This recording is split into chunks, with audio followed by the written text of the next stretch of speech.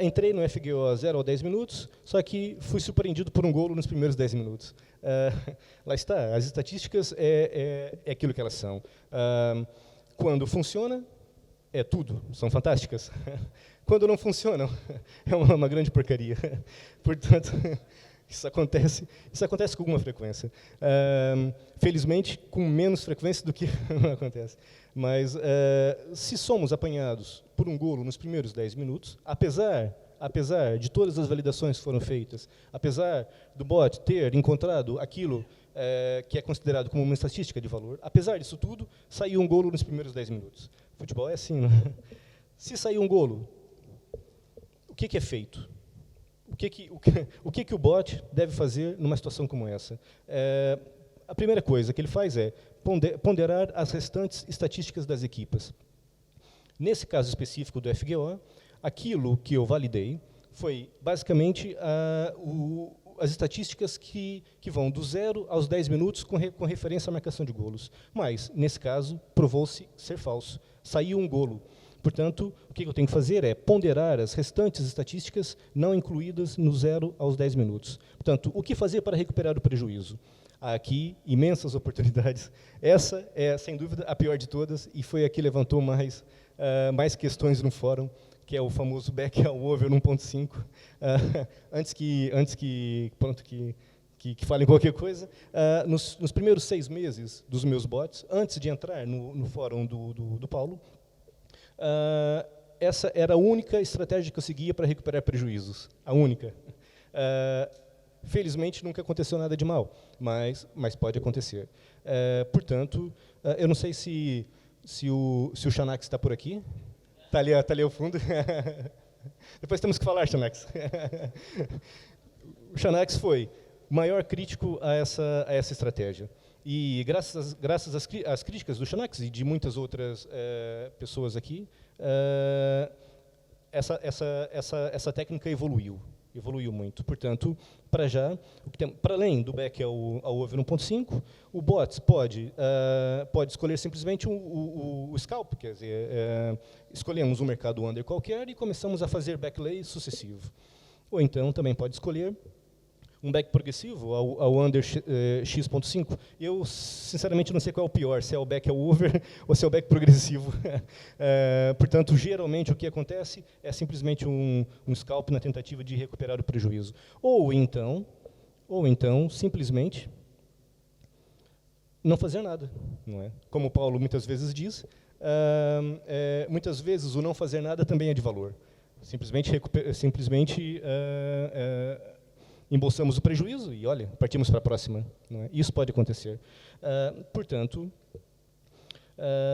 no caso específico do FGO 0 a 10 minutos, eu tenho uma série de opções para escolher, no caso de ter sido apanhado por um golo. É um back ao over 1.5, apesar de, nesse momento, não ser a minha opção preferida, há situações em que eu faço.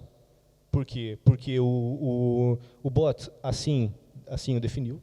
Assim, considerou uma estatística de valor, por N motivos.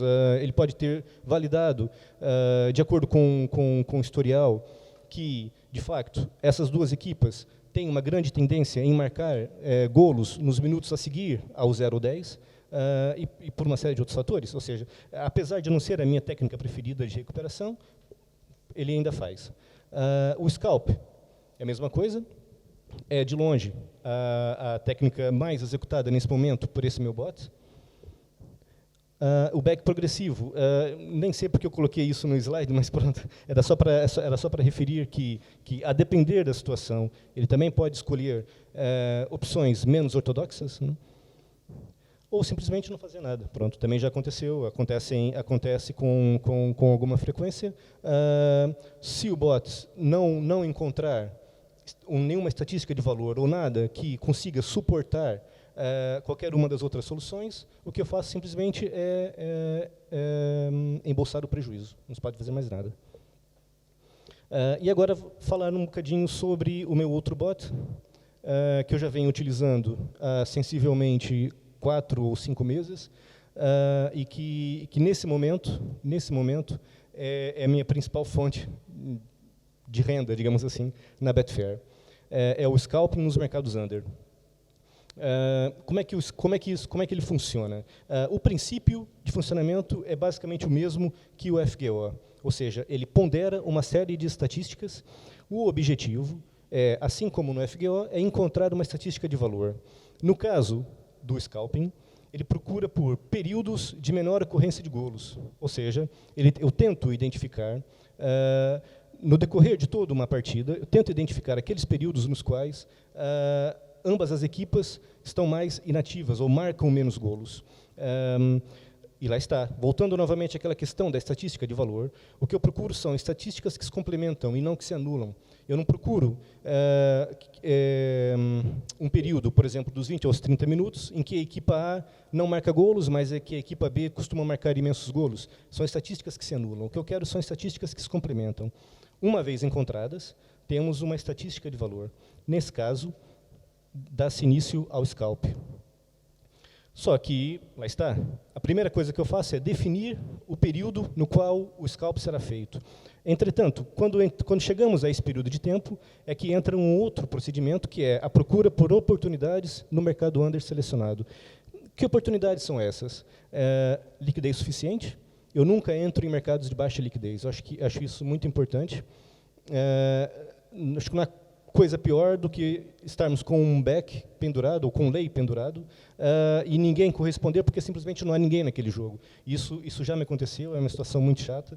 Portanto, uma das oportunidades que eu procuro são mercados com liquidez elevada.